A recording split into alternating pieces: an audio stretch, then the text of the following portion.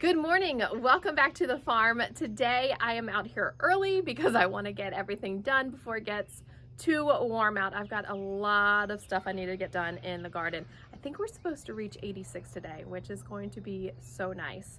This morning I am going to be planting up my hanging baskets that hang here on my side porch, and I also want to walk you through my drip system on how I water these on a timer, and I don't even have to touch them. I only fertilize them once a week. So let me show you what I'm planting in these. Okay, each planter is getting 3 different plants. They will spread out and take over the container very quickly. So 3 plants is all that's needed. I think this is a 12-inch pot here. These have been sitting in my garage for quite a while, so I'm not gonna act like they look pretty because they don't. They will spruce up just fine. I'm gonna probably give them just a little bit of a haircut. I'm gonna throw up the pictures of the plant, what it actually looks like on the screen so that you can see the prettiness of it. So the first one that we have is the Superbenas Royale Plum Wine.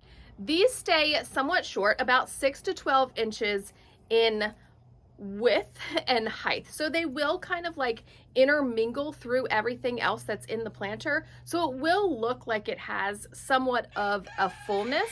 These get a deep, dark purple. You can see, I mean, these need a haircut, but you can see in the picture, just a beautiful, beautiful color. So these do not need deadheading, and these will bloom all the way from now until our fall's first frost. So just like with any annual, you want to fertilize it once a week. I'll show you after I get these all planted what I fertilize these with once a week, and they will be perfect all season long. By the way, all 3 of these plants like full or part sun. This kind of gets the morning sun, and then it kind of gets a little bit shadier for the afternoon, which is actually perfect because it keeps them looking very nice. So the next one that I have is a Lobelia. This is a Laguna dark blue. This also gets 6 to 12 inches. It stays a little bit more mounded. It will bloom from now until frost as well. It does not need deadheaded, but it does need good drainage. So when I set up this drip, I'm not going to do it excessively because my planters do not allow the water to fall through. It kind of catches and holds all of the water. So I'm gonna set up my timer to probably only do twice a day, especially through July and August. We'll talk about that in just a minute. But if you have a planter that kind of allows the water to fall through, you can water them pretty heavily because then it won't sit in that water. I mean, I just love these little blue blooms on here. I think they're going to be so pretty with that purple plum wine verbena. And wait till you see what I'm pairing this up with. I said I wasn't going to do any more superbenas because I find them to be a little bit more finickier than the supertunias, the superbenas. You know, they just, for me, have been a little bit finickier. But I said, you know what, these are so pretty and will look so good in this color combination, so I was gonna give them one more try. I find that they don't bloom quite as long, but I'm going to make sure I stay on my fertilizing schedule, and I might deadhead these just a little bit. Not all of the time, but I might come mid-season and kind of shear them back if I'm finding them to be not blooming. The other thing that I'm going to do is really stay on top of them with my dead bug brew. It's an organic spray that I use on everything here on the farm. So it may be more susceptible to like budworms and just things like that, that kind of like takes the blooms. That's what I find that happens. It kind of gets a little leggy in years past, and you know, it may not like as much water either. Maybe in years past, I have just given it way too much water because I used to have these set up on 3 times a day, but they would drain through. So we'll see. I'm gonna kind of watch it and see what needs to happen and give it one last shot here because look how pretty those are.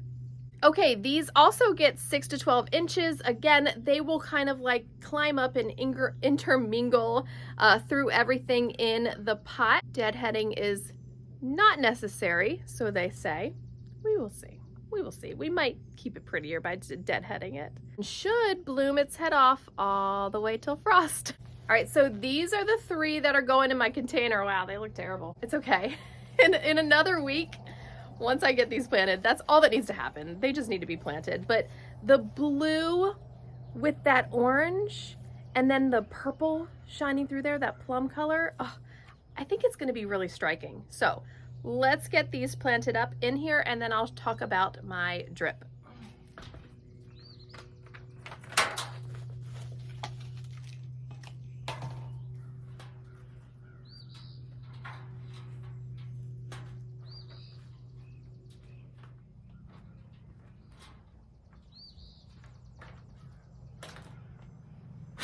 Ooh.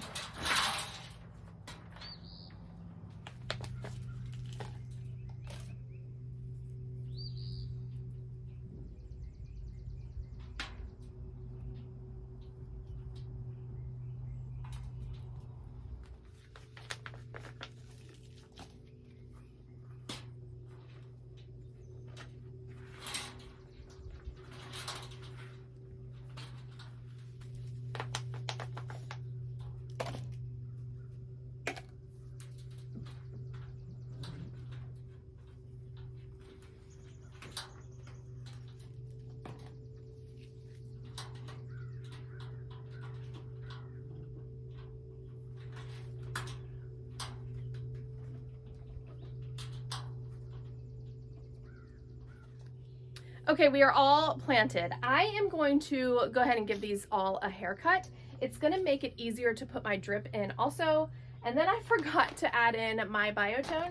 So I am just gonna sprinkle that over the top and kind of like scratch it in. So I'm gonna take these down to about, let's see, well, maybe like, gosh, probably 4 or 5 inches. It's gonna hurt to see all of that growth being taken off, but it is going to make the plant so much healthier for the rest of the season, and it will get it to branch out a little better and make your containers fuller.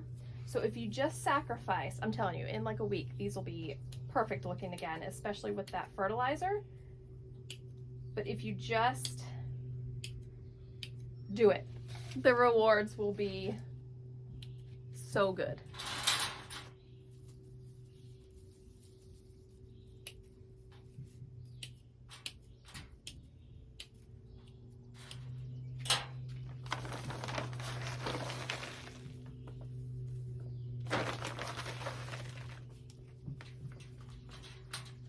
Let's talk about my drip system because I am ready to hang these and put the drip in, but I can't do that until I hang them. So I'm gonna take you on the top deck here because that's where my drip line goes. And of course there's a really great view of the farm from up there, which I wanna show you too.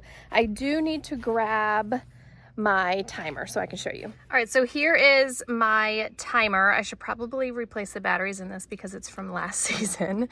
So I have a video on how to hook up drip and all of that, which I can link here, but I am just going to go ahead and get this that I've already got set up here, hooked up, and then I'll come set the timer in just a minute, and then I'll go ahead and water what I've got once I get them all up there. So I have the white drip line, which runs, and then we've tucked it under the siding here, and then it goes, let's see, from that corner all the way around to there, and then we've gone up the siding there and up to the top deck there. So let's head up there and I'll show you.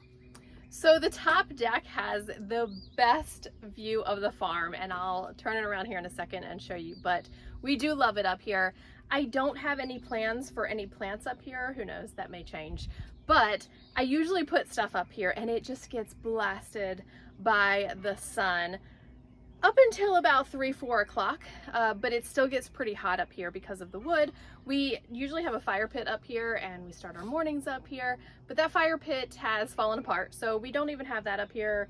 I just kind of stripped it up here except for these chairs, and so we'll see. Maybe we'll set it up here in a few weeks, but let me turn around. I'll show you the view that we have up here and then talk about all the drip that I actually need to plug since I'm not putting anything up here. So this comes out right off of our master bedroom up here, and so you can kind of see almost the whole farm. So we've got a fire pit, the garden. This is the view that we have in the mornings when we drink our coffee up here by the fire pit. Talking about it makes me want to go get one back. And then the view of the horses and the riding arena. Sometimes in the evenings for the summertime, we'll sit up here and watch the girls ride because it's such a great view. And then the horses, the barn, the other field. It's just so great. I actually bought this deck box for this year with a watering can so that I can easily fertilize everything. I do want to put a second fertilizer up here because it's easier for me to fertilize everything up here, but then also my hanging baskets from that. So you can see I've got all of this white drip tubing. This one I've already plugged. So I'm probably just going to leave this all hooked up. I just want to plug it. Actually, I already did. So that's good. I don't have to do a whole lot. Now, these, so let me show you. I run the regular tubing with no holes, no emitters in it. And then I end it with the emitter holes. So I've got maybe a 2.5 foot-ish a line here with the holes every 6 inches. And so I just kind of drop this over the edge of where my hanging baskets are. And then I have to climb downstairs. And I just take the tube, so pretend this is the hanging basket, and I have these clips in like little staples almost in there. And so I just take this and okay, this isn't gonna work out. Anyways, I loop it. Let me put my foot up here. So I loop it like this inside of the hanging baskets, and I just kind of staple it down like here and then one over there so it stays. So having that makes my life so much easier because I don't have to water it every day because I would have to with all of the heat. Getting these hung is what's next. I'm gonna have to go get the ladder out. You don't need to see me hanging them, but I do want to give you a little update on our toolbox because it has like exploded just in the last few days. Isn't that so pretty so far? Look at I love these. They're a double impatient. They are just the sweetest little blooms. Oh, this one looks a little different. Someone mislabeled the cup, but I'm kind of digging that color, especially with the Superbenas honeys. And then you can kind of see this Wicked Witch coleus is starting to pop through up there. Oh, I just love it. It looks so great. Don't mind my mess over here. I'm working on these pots next. So pretty. Thank you so much for joining me on the farm today. I hope this inspires you to go get your hands dirty and get some pretty blooms for your home for the summertime.